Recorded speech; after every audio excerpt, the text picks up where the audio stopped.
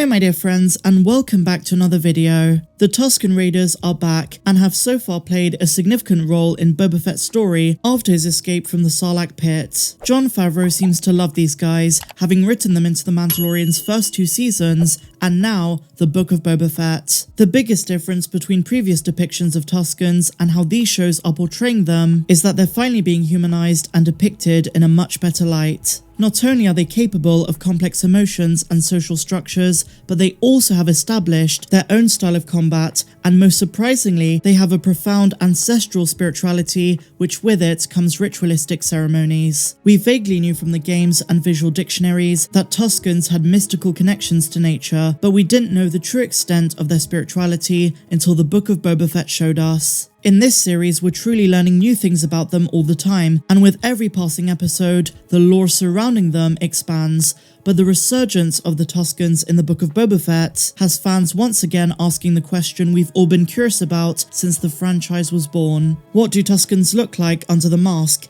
And perhaps an even better question, which I'm going to save to the end of the video, is could we see what an unmasked Tusken looks like for ourselves in the Book of Boba Fett? But with regards to the first question, to understand what Tuskens look like beneath the mask, we need to go back to a time when Tatooine was covered in oceans. Until chapter 2 of the Book of Boba, this information was legends, but the Tusken chief informs Boba of a time before the oceans of Tatooine dried up. Tatooine was once a lush world that had large oceans and a world-spanning jungle inhabited by the native Kumunga. This species is the evolutionary ancestor to both Tuskens and Jawas. The Kumunga were technologically advanced and colonized nearby star systems, which unfortunately drew the attention of an amphibian-like race known as the Rakata. The Rakata, also known as the Builders, used dark side fuel technologies like the force-powered hyperdrive, and their empire, the Infinite Empire, dominated known space for thousands of years. In 25,793 BBY, the Rakatan Infinite Empire invaded Tatooine, enslaved its native inhabitants, and abducted many of them and moved them to their other conquered worlds. After a terrible plague weakened the Rakata,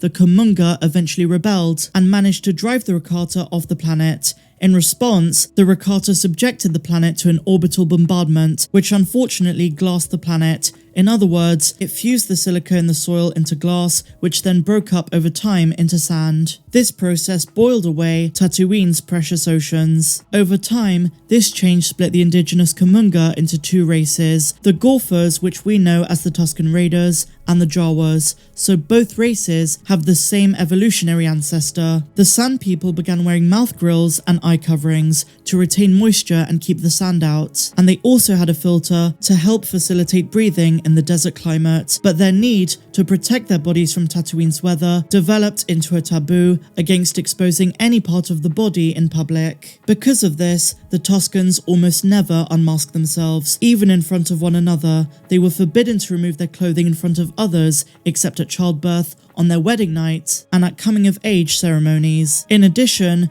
no outsider is known to have seen behind a Tusken's mask and lived. It's a code that is not broken. Due to Tatooine's harsh climate, for the sake of survival and protection, Tusken Raiders were very hostile to outsiders, and even other locals of the planet. So there was no way they would ever allow for vulnerability, and that is how removing one's mask is perceived. But underneath, to definitively answer the question, the Tuskens probably still resemble the Kumunga, something between an ape-like creature and a Weequay. In any case, my dear friends, this is a mystery I doubt we'll ever get an answer to, because it treads on George Lucas's legacy of keeping certain things a secret. He made it clear that there are some things in Star Wars that are best left to the imagination that should not be revealed, and this includes Yoda's home planet and species name, and I can imagine unveiling a Jawa or a Tusken would be on that list as well. But I can think of one exception where maybe it could happen, and it all surrounds the female Tusken chieftain in the Book of Boba Fett. She's been set up in the first 2 episodes of the Book of Boba Fett as a very significant figure in Boba's life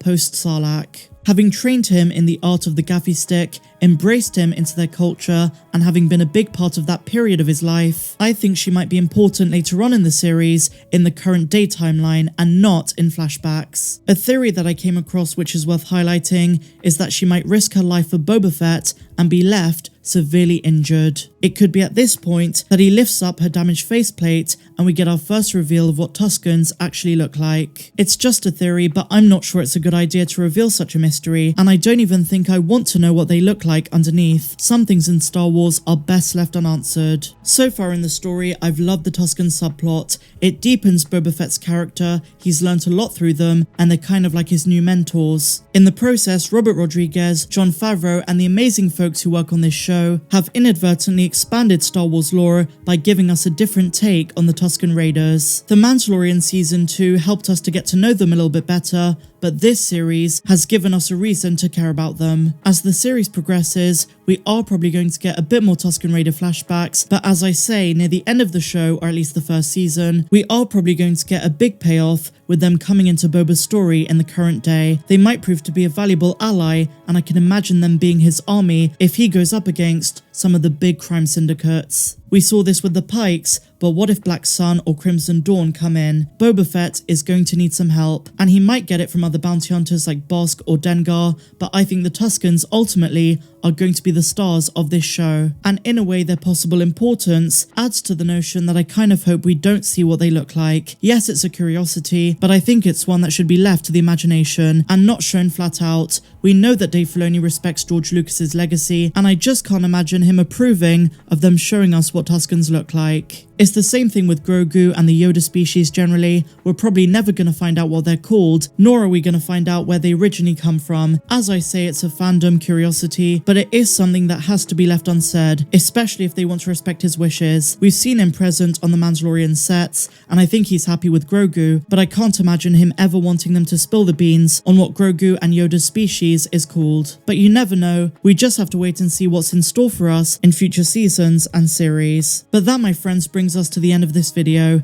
If you enjoyed this one, please be sure to give me a big fat thumbs up. Let me know your thoughts in the comments down below. What do you think Tuskens look like underneath? And do you think we'll ever see one? Maybe even in the Book of Boba Fett? I'm curious to hear everything you have to say, so let me know. If you're new to the channel, please be sure to subscribe, and a massive welcome if you are. And also, why not consider checking out my Patreon page? We have so many fun videos on there, over 100 posts with reaction videos, megasodes, and so much more. We're just 1.5 days away from the Book of Boba Fett Chapter 3 dropping, and I can't wait to break it all down. But until the next one, my dear friends, I'm Star Wars Meg. May the Force be with you, always.